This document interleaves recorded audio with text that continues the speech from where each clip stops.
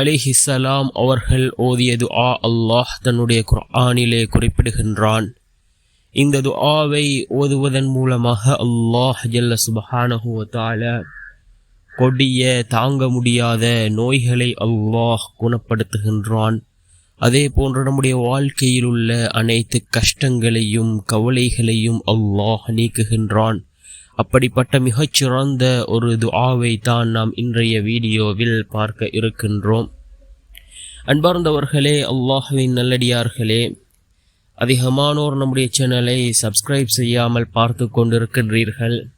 நீங்கள் சப்ஸ்கிரைப் செய்து லைக் இடுவதன் மூலமாக நமது சேனலில் உள்ள வீடியோக்கள் இன்னும் பல சகோதரர்களுக்கு கொண்டு போய் சேர்க்கப்படும். அவர்கள் அதனை பார்த்து பயனடைந்தால் அதற்குரிய கூலியை அல்லாஹ் உங்களுக்கும் வழங்குவான்.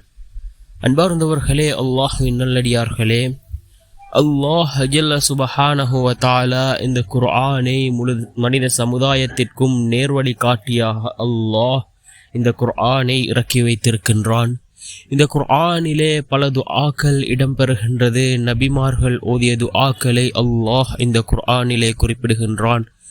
அதே போன்று இறைநேசர்கள் ஓதிய துஆக்களை அல்லாஹ் இந்த குர்ஆனிலே குறிப்பிடுகின்றான்.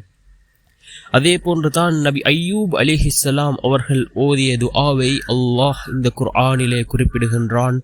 அல் குர்ஆனினுடைய 21வது அத்தியாயம் சூரா அம்பியா. இந்த 21வது அத்தியாயத்தின் 83வது வசனத்தில் அல்லாஹ் குறிப்பிடுகின்றான். நபி அய்யூப் அலைஹிஸ்ஸலாம் அவர்களுடைய வரலாறை நாம் அறிவோம். அதாவது கொடிய நோய்களால் பாதிக்கப்பட்ட ஒரு நபி. அந்த நபி அல்லாஹ்விடத்திலே கேட்ட மிகவும் அற்புதமான ஒரு துஆ. இந்த துஆவை நாம் யக்கீனோடு இந்த துஆவை நாமும் ஓதுகின்ற நேரத்தில் நிச்சயமாக அல்லாஹ் ஜல்ல சுப்ஹானஹு வ தஆலா நம்முடைய நோய்களையும் குணப்படுத்துவான். நம்முடைய வாழ்க்கையில் உள்ள கஷ்டம் கவலைகளையும் அல்லாஹ் நீக்குவான். சிறந்த நிம்மதியான சந்தோஷமான வாழ்க்கையை அல்லாஹ் நமக்கும் தருவான்.